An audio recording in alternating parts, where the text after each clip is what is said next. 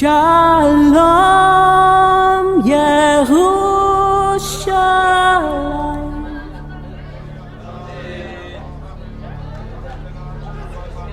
Zeu Shari Roshechem.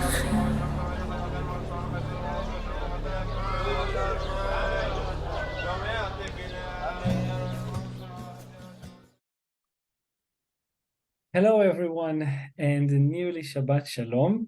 Today is not just nearly Shabbat Shalom; it's also Shana Tova, as we bless each other with a good year and all the blessings possible. Right before Rosh Hashanah, the Jewish New Year, wealth and happiness, joy, everything that one could ever wish for himself or herself. We greet each other with those things. So nearly Shabbat Shalom and also Shana Tova to everyone. And today is, as we said, tonight we will be celebrating the first evening of the year. Now, Rosh Hashanah, which is the new year, Rosh Hashanah, according to the Jewish tradition, has a few meanings. One of the meanings is that it's the day in which the world was finished from being created.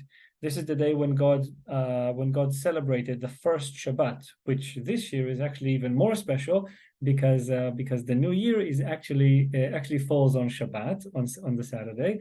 So tonight, Friday night, the evening of Shabbat, that's really the original one from 5,784 years ago. That's the original time. The days also overlap, so that's quite special. And since it is the day in which the world was finished from being created, this is also the day of judgment. And why do we say that? We say that because the world was created in judgment. It was created by the name Elohim. Elohim in Hebrew means a judge. And God, as a judge, he sat on his throne as a judge in righteousness, and he created, and he decided, about the laws of physics and biology and chemistry and everything that we find around us. It's all coming from his righteousness, his accuracy. Otherwise, waters would flood the earth, and we would probably not be drawn to the ground by gravity, etc., etc. So because we need all this to function all the time in perfect balance, that happened in God's righteousness, in his name Elohim. And because this is the day in which the name Elohim really came about, in its full substance, this is the day in which God goes back to sit on his throne as a judge, just like from the original time of creating the world, and God judges the earth. And he judges, according to the Jewish services, we have texts describing it. All the living creatures come before him, all human beings and animals and insects and reptiles and plants, flowers and trees and fruits and everything that has life in it, that breathes, everything comes before him in judgment. And the Lord is like a good shepherd, touching the head of each one, like a shepherd touching he's like tapping the head of each member in his flock to count the flock, to see that everything is okay and everybody returned in peace. And that's really the image that we have here about God, like a shepherd, also of course a judge, but just like a shepherd, holding his rod and touching, giving a little tap on the head to each living creature that he created. And when we pray all these words, we find it a bit astonishing and even and very much overwhelming. We have descriptions there about God creating the earth and everything, and like ruling over it, and like galaxies, and the planets out there, and like sun and the moon, and how everything functions, and it's all so intensive and complicated, and something that only he could do, only he could create it. And when we stand there and we read all those words and we read about his magnificent character and how glorious he is and wise and etc. And you sit there and you're a little bit overwhelmed, and you kind of the more you go with it, you might feel disconnected and unworthy and small, and maybe there is no connection there. Such a huge God, such a huge maker, how could he ever want to have anything to do with me a finite being, always unworthy, always dirty with sin.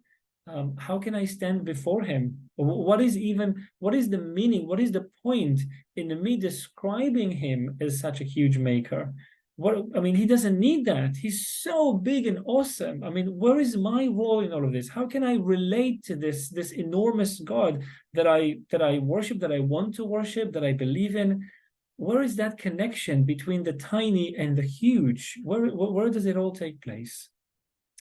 And in actual fact, this is a question which we are dealing with, and in actual fact, the answer comes from a very simple idea in Torah, where God talks about Rosh Hashanah, about the New Year, is also a day of memory, a day of remembrance, Yom HaZikaron.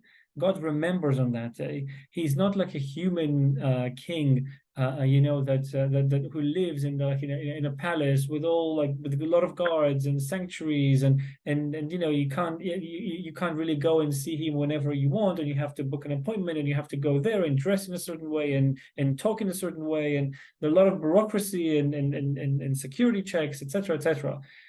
The Lord is the King of all kings, but he's not like a human king. He doesn't have all these barriers around him. Our access to him is immediate, and he remembers us.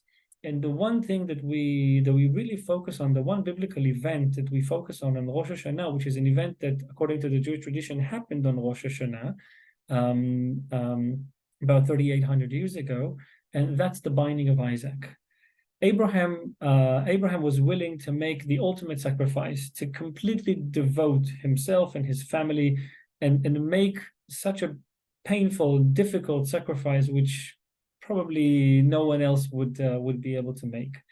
And he's willing to do that. He's willing to bind Isaac, and even more than that, Isaac is willing to cooperate with that. Isaac is willing, being 37 years of age, Isaac is willing to climb on the altar, because a 137-year-old man like Abraham cannot carry a 37-year-old like Isaac was, and so he climbs, himself, and he offers himself. He's stretching his neck. Yes, do it. Let's do it.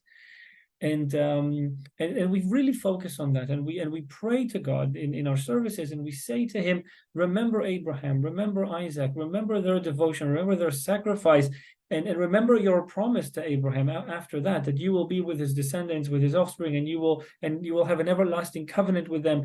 And we really use that in a good way. We use that, and we remind God, and we remind ourselves. God doesn't need our reminders, of course he remembers, but we remind him, because we need to be reminded about what happened with Abraham and Isaac. And of course we read those verses, those sections from Genesis. We read that on Rosh Hashanah. Interestingly enough, the section from the prophets that we read after reading about the binding of Isaac is from 1 Samuel chapter 1, when we read about Hannah and Elkanah and his other wife Peninnah. They all go to the tabernacle, and they visit the tabernacle 3 times a year, every year, in a time when people did not want to go because of corruption that used to take place in the tabernacle by the sons of Eli, the high priest. But those guys, they continue to go every year, 3 times a year. We could have expected that by the time Hannah would finally go into the tabernacle to pray in order for her to become with child, we could have expected Eli, the high priest, to recognize her. Why didn't he recognize her? They were the only ones who came 3 times a year, year after year. People didn't want to go. How could he not know Hannah? And if he had known her, then he would not have thought for a minute that she's drunk. So how could he not know her? We ask ourselves, and then we understand when we, even more than that, when we see his response to her. Hannah prayed genuinely. She prayed like nobody else prayed on those days. Those were the latter days of the time of the judges. We know what happened on the time of the judges. It wasn't a good spiritual time for our nation. And Hannah continued to go, and she prayed in the tabernacle, and all Eli the high priest was able to think about is that she was drunk. He was the high priest. He was the guy who was allowed to go into Holy of Holies once a year and intercede for the world, let alone the Jewish people, but for the entire world. How could he not differentiate between someone who is drunk and someone who was bitter, like Hannah said she was, and her genuine prayer on those moments? And we understand that on those days, people prayed differently. People didn't actually pray. They probably expected the high priest or the prophet or the judge to pray for them. Relationship was not something immediate with the Lord. It was something that had to go through other channels. The high priest needs to pray for you. His sons will take your sacrifice and they would offer it up on the altar, and only then God will listen to you, and his face will shine towards you. Only then. But you can't go to meet with the king yourself. That was the idea. And when Hannah broke those barriers, when she decided, no, I'm not accepting this. When Elkanah, if you remember, when Elkanah saw that she was bitter after so many years, finally he said to her, look, I'm like 10 children to you. What is the message behind those words? He wasn't kidding. He wasn't trying to make her laugh. He was being serious. And he said, look, there are many people who are doing huge things for the nation, for the world. There are many people who don't have children, but still they're doing enormous things. I have a few examples from our nation, just from the past 100 years, in people of great influence over the life of the nation. They didn't have children, but we are like their children. The children of Israel are their children. And Elkanah said to Hannah, he said, look, I'm like 10 children to you. Let's just accept this, that enough is enough. We've tried, and we prayed, and she agreed with him at the beginning, because it says that after she ate and drank. So at the beginning, she didn't want to eat and drink when they first came to Shiloh. But then he said, look, I'm like 10 children to you. And then she said, you know what, you're right. So she ate and she drank. But then after she ate and she drank, she was stirred up. And she said, no way, I'm accepting this. And she went straight into the tabernacle. A woman on those days going into the tabernacle and prayed genuinely, so genuinely that the high priest wasn't even able to recognize that this was a prayer. He thought she was drunk. And Hannah is the one to really teach us, first of all, what prayer is about. And this is a day of prayer. I mean, Rosh Hashanah is a day when Rosh Hashanah, and of course in 10 days from now on Day of Atonement, Yom Kippur, these are serious days of prayer. It's all about the prayers, all about. It's not about the nice food or the guests who are coming for meals or the nice clothes that you will be wearing. It's not about that. It's about the services. It's about the text. It's about standing before your maker. And Hannah realized that, but she realized one more thing. It says that Hannah, I think that in the English translation, it says that Hannah prayed to God. But in the Hebrew, it says that Hannah prayed for God. She prayed for him. She interceded for God. Can you imagine? She interceded for him. She prayed for God. How could a person pray for God? God doesn't need us to pray for him to God, right? I mean, it doesn't make any sense. But Hannah realized something, and she prayed for God, and she said, look, if I am going to come out of this place unanswered, people will not respect you. People will think that there is no one on the other side listening. It's for you that I'm praying for a child.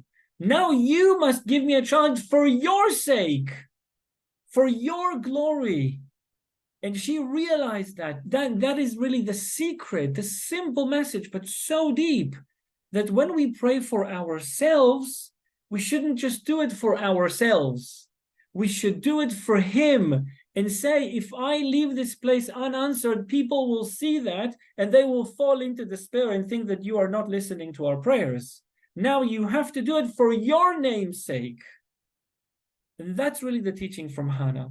And coming into these days of the days of awe, as we call them, when it's all about the services, it's all about being there, standing before our Father in heaven, naming him as a father, but also acknowledging that he is our king, Avinu Malkenu, our Father, our King.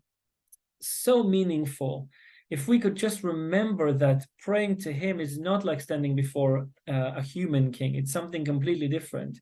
And in this case, even though you are talking to the maker of all the galaxies out there and the one who created it all, makes everything work, he still wants a relationship with you. He still gives you that little tap on the head, and he remembers you. And that's really the important message about this day, and maybe a good message for us as we enter this day, standing before him in prayer. So I'm wishing you all Shana Tova, and of course Shabbat Shalom. Not before.